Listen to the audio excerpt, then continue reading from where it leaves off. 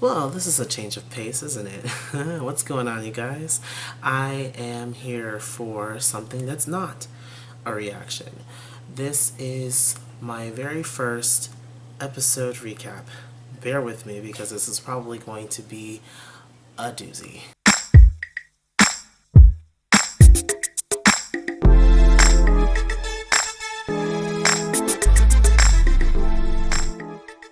So, The Gifted.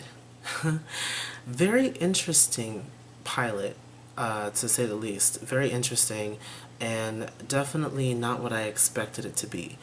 Okay, so as everybody probably knew coming into the show, if you did a little bit of research, if you watched, the previews and stuff, if you watched some of the interviews, The Gifted is a show that actually takes place in the Singerverse.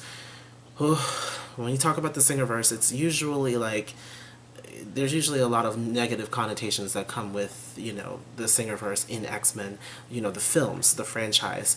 Most of those movies were directed by Bryan Singer, and this show just happens to take place in that continuity.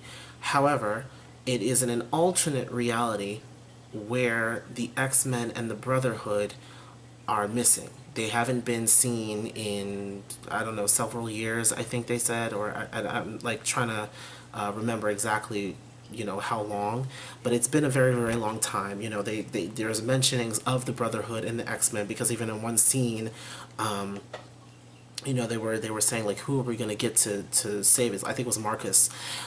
They were saying, who are we actually going to get to help us save Lorna? Is it going to be the X-Men or the Brotherhood? Because neither one of those groups has been seen in so long or whatever.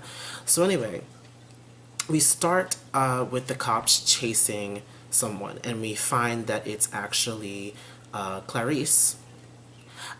Blink. If you don't know Blink, she was in the Days of Future Past movie. I don't know if this, it's obviously a different Blink because it's from a different reality, and the way that these continuities are in the Singerverse is kind of crazy anyway, because I mean, now like the entire like trilogy X-Men has been completely wiped out. Like none of that stuff actually happened the same way now.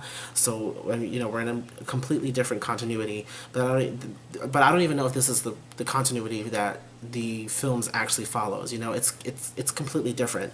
But anyway, yeah. So Blink is a teleporter. We already know that. And then we're also introduced in the same scene to Lorna Dane, who is Polaris. And if you don't know who Polaris is, she is actually one of Magneto's children.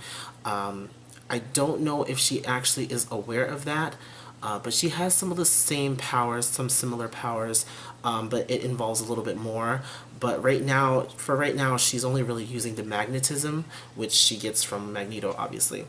And then we also introduced to Marcos, who is Eclipse, and he can kind of like generate photons and kind of convert light into energy and kind of project that energy to kind of blind people, or to manipulate it and shoot it as a weapon. So they find Blink and they rescue her along with, I believe, Thunderbird. Now it's weird that Thunderbird is actually in this, considering I believe in the original comics, he was in the X-Men. He was in one of the original teams. I think like the second or third team that they put together. But it is what it is. They're going to introduce who they want to introduce. It's a different continuity. So then we fast forward to the school.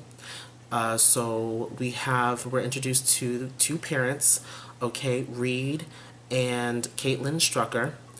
They're meeting with the school principal. I guess he's the principal, and they are talking about their son Andy being constantly bullied by these kids, and they want the school to actually do something about it. And then, I hate it when schools say, oh, we have zero tolerance policy for bullying and whatever, and then you still see that like nothing is actually done.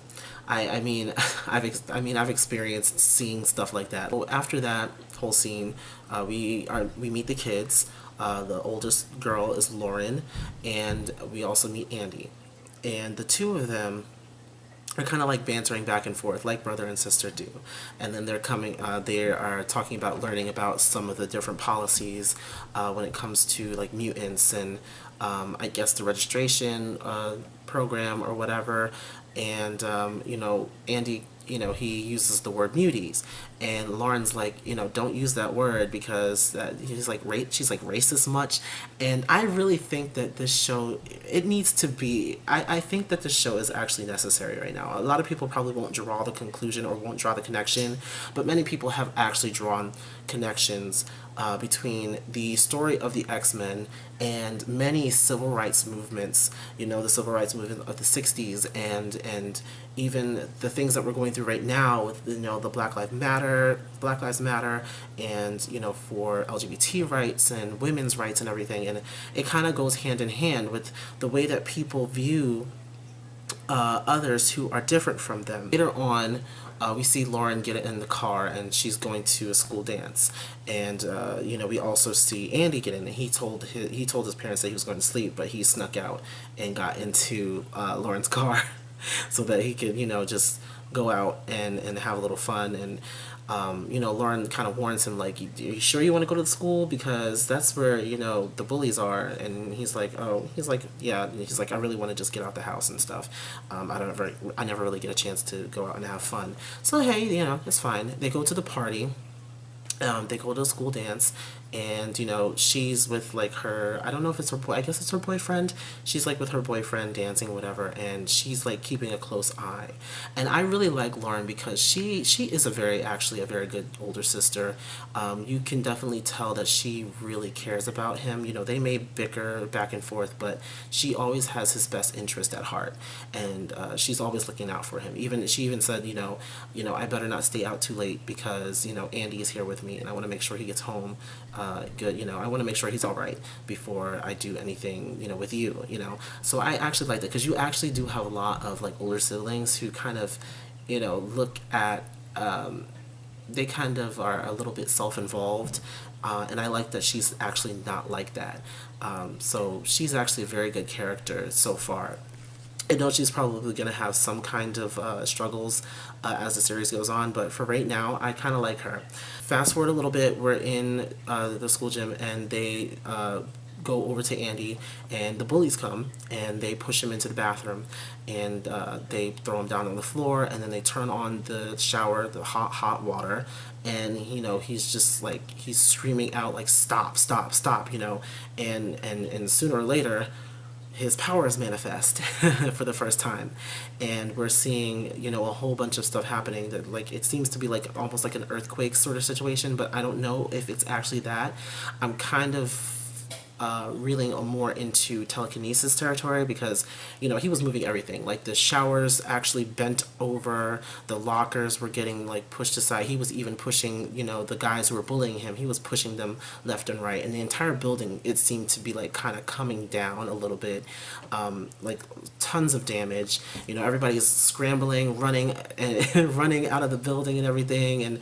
And Lauren's boyfriend is trying to pull her out, and she's like, no, no, no, I have to go and get my brother. I have to go and get my brother, because she knew that he was, in the bathroom being bullied. She saw him actually get pulled into the bathroom, so he knew. So she knew where he was. So she ran in there, and you get to see her powers for the first time. And it seems like, when I was watching it, I was like, oh, because I thought like maybe her powers manifest at the same time, but it seemed like she already knew how to use her powers, because she's like, shoot, and there's like it looked like a shield kind of coming together, or like compressed air or something coming together and blocking whatever that was about to fall on her. And then she did the same thing in front of the guys who were bullying Andy, and then she runs into the bathroom and tries to get him to stop, and they finally they get out and whatever. But of course, this whole entire situation has brought the media in, and whenever the media comes in, there's always something. And it was very interesting, how they automatically keyed in, oh yeah, no, this could have been caused by two young mutants and this act of terrorism and all this, it kept on throwing out the terrorism word. And, it's funny because we're just how dealing now with this whole situation with the attack on in Vegas, the shooting in Vegas. And, it's interesting how, in here, they're the mutants. They are the minorities in this instance. And it is called a terrorist attack. I wonder if the same thing happened with, your regular humans, if they would have called it that as well. And you kind of have to look at it kind of like that. And I'm thinking about the way that our media has spun this narrative of this man being a lone wolf, wherein, in any other case, if this was, let's be honest, if it was a person of color who did this shooting, they would be very, very quick to call it an act of terrorism. But because he's an old white man, you see how it kind of goes together. And I like how, you know reality kind of intertwines with art in this sense. I've always liked that about the X-Men. That's the reason why they were like one of my favorite group of superheroes. I've always liked that about the storyline. So they get back to the house, and they're telling their mother about the whole situation, and how it was actually Andy who lost control, and his powers manifested, and he's actually, a mutant. And she's like, kind of going frantic, like, oh my god, like, my kids can't be mutants. And and they're like, why? Well, she said, oh, why didn't you guys tell me? And they're like, do you not know what our father does? He literally prosecutes mutants. And she's like, oh, the ones that are bad, the ones that commit crimes. And Andy's like, well, I literally just brought the school down, okay? So I think that I am in that whole category of mutants. She kind of had to come to a realization that, yeah, not all mutants are bad. Even when they, do, kind of bad things, a lot of the times it's just their powers kind of going out of control because of something that may have triggered it, and finally, somebody seeing things from the other side. There's always a reason why something happens, and in this case, it's really important to understand that. And it's interesting how they kind of wrap in Lauren's story with it too, because she's already known that she was a mutant, and she said it's been 3 years. We're talking about it, and she's like, well, how do you think that we got out? And she's like, well, how? She's like, well, I'm a mutant too, and it's just weird. It's like a coming out kind of situation, when you have a lot of situations like this in teenage years, kids who, figure out that they like maybe gay or lesbian or something, and they come out to their parents. It's kind of the same situation. You can kind of draw the same connections. I mean, you can kind of draw the same connections between the two.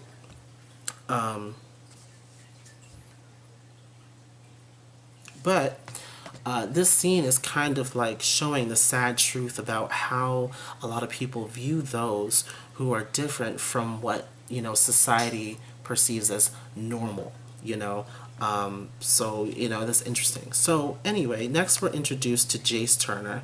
First of all, I saw him in the trailers, and I'm like, is that Jason Pitts from the game? I was dying. It was like, he doesn't even fit in this role because he was such a goofy character on that show. I just can't see him as anything else but Jason Pitts. But anyway, so he comes in. He's from Sentinel Services. Now, if you know anything about the X-Men universe, the Sentinels are...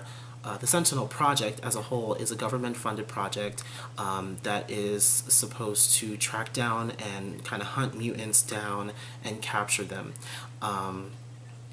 And I guess Sentinel Services is the base of that. It's the agents. They come out and they search for mutants, and they try to capture them. And so obviously, through all this, they try to escape from him, and they do escape. They do escape, thanks to a little bit of a tag team thing going on with Lauren and Andy. Although when they're trying to escape in the car, Andy tries to use his powers, and it just doesn't work. Obviously, his powers just manifested that night, and so he's not going to have complete control over it. But that's neither here nor there. Fast forward, you know, Caitlin gets on a payphone, which I haven't seen a payphone in a minute. I haven't used a payphone in a long time. But anyway, she calls her husband and tells Reed that, you know, about what happened and everything, and he kind of has to, you know, now face a new reality that, you know, his kids are now mutants and they are in a lot of trouble, and he kind of has to think about his family before, you know, his job, because his job involves, you know, prosecuting mutants who do bad things, and in general prosecuting mutants. And so he has to like kind of come to terms with, is he going to, you know, turn them in, this is his family, or is he going to help them to escape? And obviously he plans to help them escape.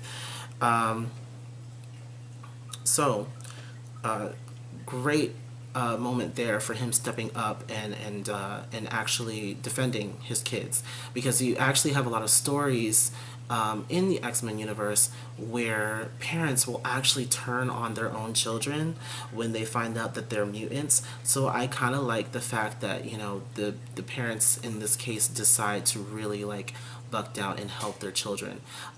We saw it with like Iceman, especially in the Singerverse. We saw it with Iceman when his own family turns on it, and I'm talking about in the movies. I think it was in X2.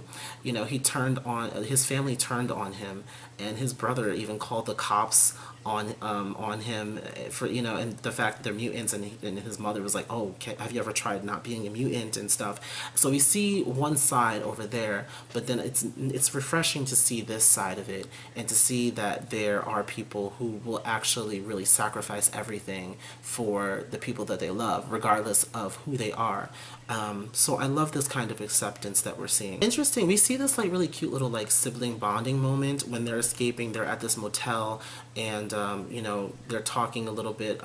Lauren and Andy, they're like talking to each other, and it's like they, you know, they're kind of connecting on a level now because both of them are mutants, and you know, she is a little bit more experienced. Obviously, she's a little bit more experienced. She's had her powers now for 3 years. She's a little bit more experienced about what she can do and how to control it, and so she wants to pass that knowledge on now to her brother, whose power is very, you know, very destructive, and could possibly really hurt people. Obviously, we saw that, if, you know, if he doesn't take care and really try to control the power and the energy, because it seems like it's very very drawn from the emotions. It seems like his emotions really do trigger it, because even when we like see the little scene where she, like, you know, kind of compresses the air inside of the vending machine to make one of the snacks fall down, he tries to do the same thing, and while he's doing it, you know, it's, you know, his mind is flashing back to when he was being bullied,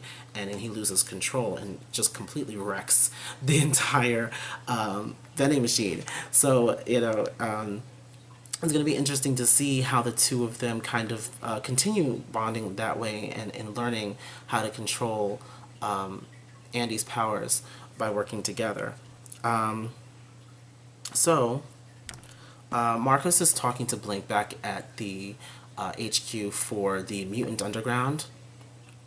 And finally, you know, Blink, Blink's kind of shows her powers off a little bit, shows like what can happen if she doesn't know where she's going when she teleports, because it's in the same effect as like most teleporters, you know, Azazel and Nightcrawler. You know, when they teleport, they kind of have to at least know where they're going.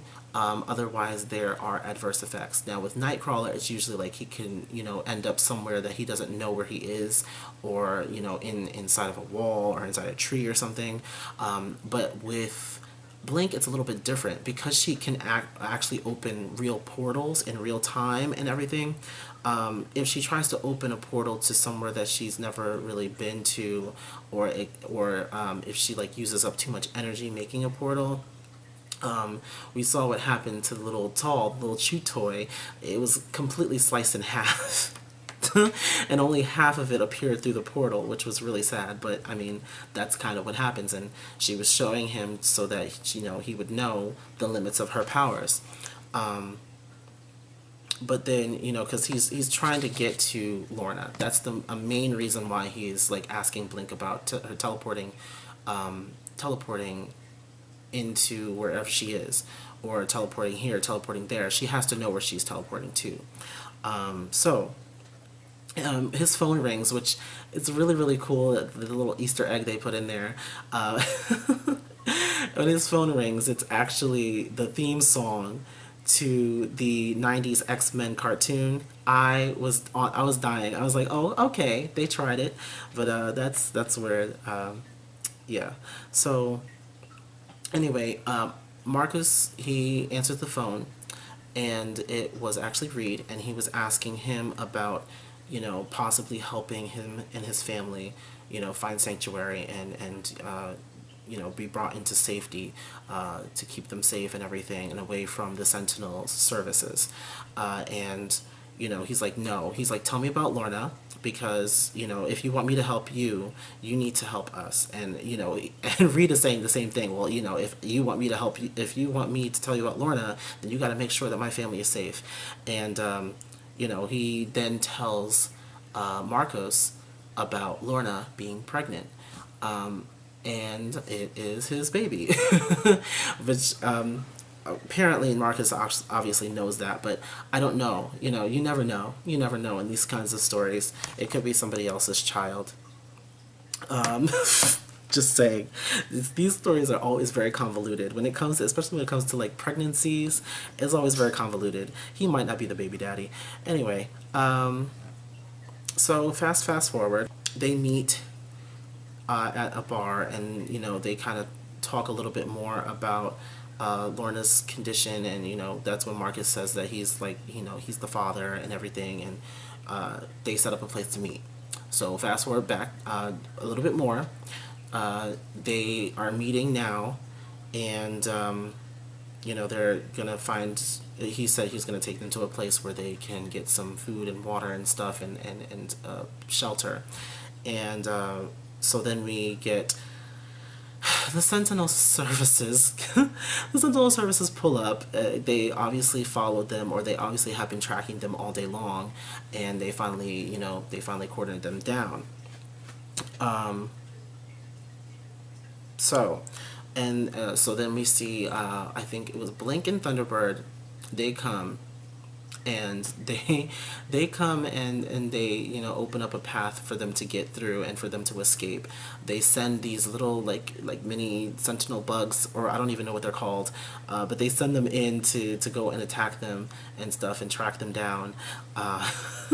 It was so weird. And why does it have to be a trip scene? Every single time there's like a high, like a running chase scene, somebody always trips. Somebody always has to trip, and of course it's Andy. I feel like Andy is like the lowest. He's like, I don't know.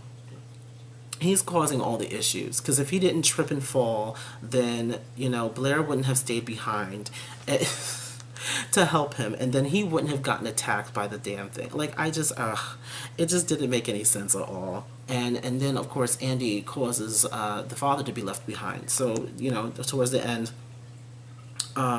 Blink is able to open a portal to escape, but unfortunately Reed is left behind because he was trying to pull Andy away from the robot, because he thought that he had this little I am God moment where he put his arms out and he like tore the robots apart, which was a pretty cool scene. But everybody else is already in the portal. Like, you need to go. You need to go, because Blink can only open a portal for so long before her energy just is completely expended.